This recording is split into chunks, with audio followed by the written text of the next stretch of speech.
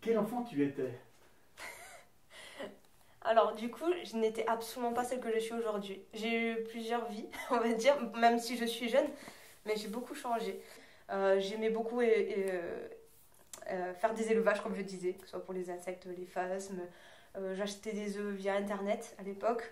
Je faisais pas mal de recherches, je voulais à tout prix. Ah oui, des criquets, des escargots, des vers à soie aussi, euh, des fourmis, une fourmilière. Il y a eu pas mal de choses. J'étais dans mon monde, en fait, j'étais toujours en décalé avec beaucoup de gens de mon âge.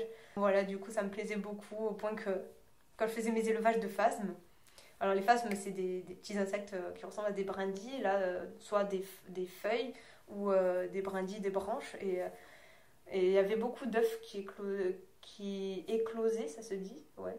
Euh, Ils étaient tellement fins qu'à travers le terrarium, ils s'échappaient. Et dans la maison, on en trouvait un peu partout. Ma soeur criait parce qu'il y en avait dans sa chambre. Alors, c'était pas les araignées chez nous, mais c'était des bébés phasmes. Heureusement qu'elle ne les écrasait pas, mais du coup, elle gueulait parce qu'elle en avait horreur et c'est ma mère qui venait les récupérer. Euh, où il y avait quoi d'autre? Il y avait plusieurs anecdotes assez rigolotes. J'ai adoré élever les têtards. Euh, Au point que, bah, bon, il faisait froid à un moment donné, c'était l'hiver. J'ai retrouvé, alors les têtards s'étaient transformés en petites grenouilles, donc une des grenouilles était morte et je pensais qu'elle était morte de froid. Et j'ai stressé, j'ai pris un bol, j'ai mis de l'eau que j'ai fait chauffer au micro-ondes, de l'eau bouillante. J'ai mis les deux grenouilles, petites grenouilles. Elles se sont agitées comme pas possible dans le verre, dans l'eau bouillante et après elles se sont retrouvées le ventre à l'air et en train de flotter. Donc elles étaient mortes. Je m'en suis voulu. Je pensais bien faire et les pauvres elles sont mortes. Donc toutes mes grenouilles étaient mortes à ce moment-là. Bah, voilà, j'en ai pleuré. Il y avait aussi une autre anecdote où j'étais en train de nettoyer le terrarium de mes phasmes. Je reviens sur mes phasmes. Ça mange des ronces ou du lierre, je me souviens. Et donc j'étais dehors dans le jardin. Je les avais posées sur le carrelage, les petites brindilles que je surveillais pour pas qu'elles s'échappent. Et donc je nettoyais le fond du terrarium, je récoltais les petits œufs. Et je sais pas si c'était moi ou mon frère jumeau, quelqu'un avait marché sur un de mes phasmes, mais un petit écrasé, mais pas totalement au point que bah, du coup son abdomen était ouvert. J'ai voulu essayer de le recoudre et j'ai pris une aiguille, j'ai commencé à faire ça, mais je me suis vite arrêtée parce que je voyais que ça lui faisait du mal, le pauvre. Donc, bon, bref, j'ai voulu le sauver. Ça n'a pas marché non plus. Donc, voilà, j'ai fait pas mal de bêtises étant petite. Je m'en veux atrocement. Mais voilà, c'est quand on est un peu insouciant, quand on est petit, on pense bien faire. Et j'en ai pleuré. J'ai pleuré euh, pour mes phasmes qui se sont fait écraser. Qu'est-ce qu'il y a eu d'autre comme anecdote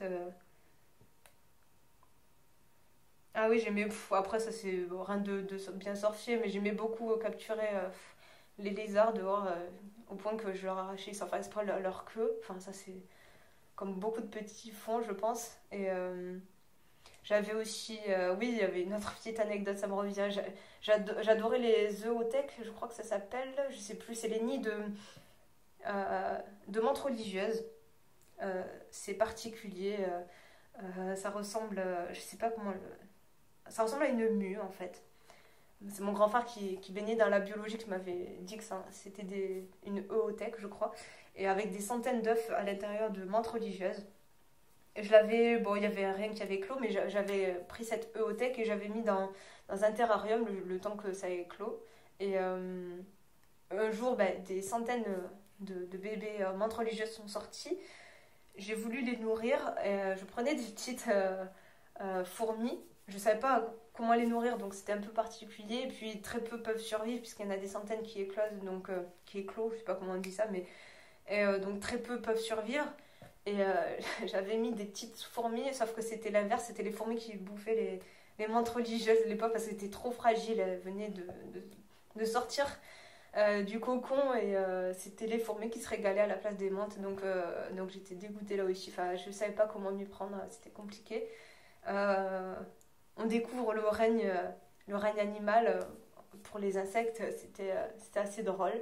Ou alors, ben, j'avais déjà vu une femelle s'accoupler avec un mâle et j'ignorais que les femelles, après, mangeaient leur congénère. Donc après, du coup, je l'ai vu et ça m'a choqué aussi. Mais j'ai appris pas mal de choses en faisant ce genre d'élevage. Et Moi, j'étais une vraie passionnée, hein. Tu avais quel âge, hein, pour toutes ces Ça, expériences? alors, ça a commencé pour les phasmes quand j'avais 9 ans.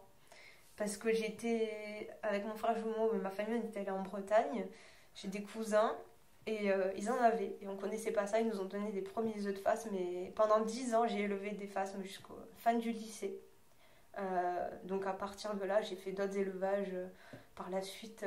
Et ça n'a pas arrêté chaque année. Et ma mère, bah, du coup, heureusement qu'elle aimait ça. Enfin, elle m'accompagnait là-dessus parce que c'est pas toutes les mamans qui auraient accepté ça aussi. Que ça soit dans la maison en plus. Parce qu'il fallait quand même qu'il y ait une bonne température et que ça ne vive pas dehors. Donc, et surtout avec les bébés qui sortaient, qui s'échappaient. Donc, ouais, ça a duré 10 ans quand même. Et chaque année, j'avais différents terrariums. J'avais pas mal de terrariums. Il y en a pas mal qui étaient au garage aussi, que je sortais la journée. Non, ça a duré 10 ans quand même, cette histoire.